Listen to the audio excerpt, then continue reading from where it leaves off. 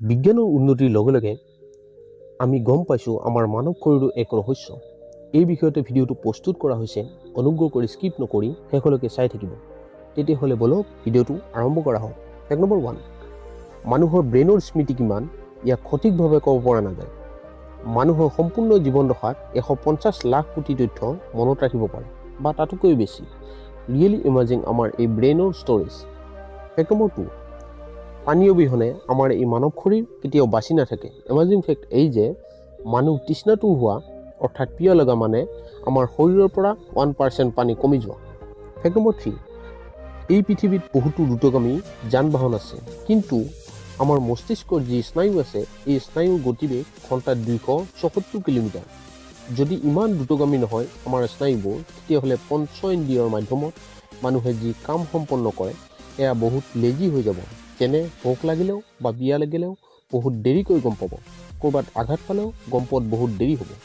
মানুহ এজন পেৰালাইচিছ হোৱা মানে আপুনি গম পাব যে সেই স্থানৰ স্নায়ুবিলাকৰ মৃত্যু হৈ গৈছে। ফেক্ট নম্বৰ 4, কেমেৰাৰ পৰিভাষাই মানুহৰ চকুৰ মেগাপিক্সেল হৈছে 576 মেগাপিক্সেল। ৰিয়েলি চকু আমাৰ অমূল্য সম্পদ।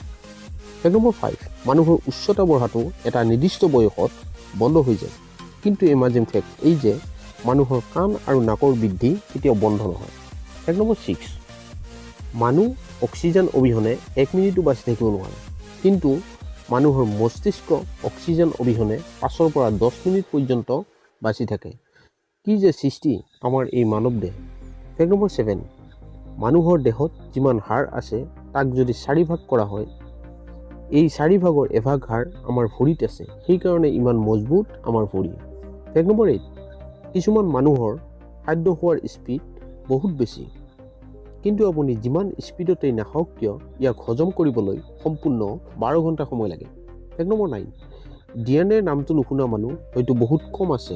DNA টেষ্টৰ মাধ্যমত মানুহৰ বংশ পৰিচয় উলিয়াব পাৰি, কিন্তু ইমাজিং ফেক্ট এই যে মানুহৰ এই DNA 98.4% চিম্পাঞ্জীৰ লগত আৰু 70% জোকৰ লগত মিলি যায়। সঁচাকৈয়ে বহু আশ্চৰ্যকৰ আমাৰ এই মানৱ দেহ। ফেক্ট নম্বৰ 10, আমাৰ পাকস্থলীত যি এচিড উৎপন্ন হয় সেই এচিডে লোহা পৰ্যন্ত গলাই দিব পাৰে। ফেক্ট নম্বৰ 11, মানুহৰ ফিংগাৰ প্ৰিণ্ট মানৱ দেহৰ এক অপূৰ্ব সৃষ্টি। এমাজিং ফেক্ট এই যে মানুহৰ এই আঙুলিৰ ছাপ সৃষ্টি হয় মাত্ৰ 3 মাহ বয়সতে, তেতিয়া মানুহ সম্পূৰ্ণ ভ্ৰূণ অৱস্থাতেই থাকে।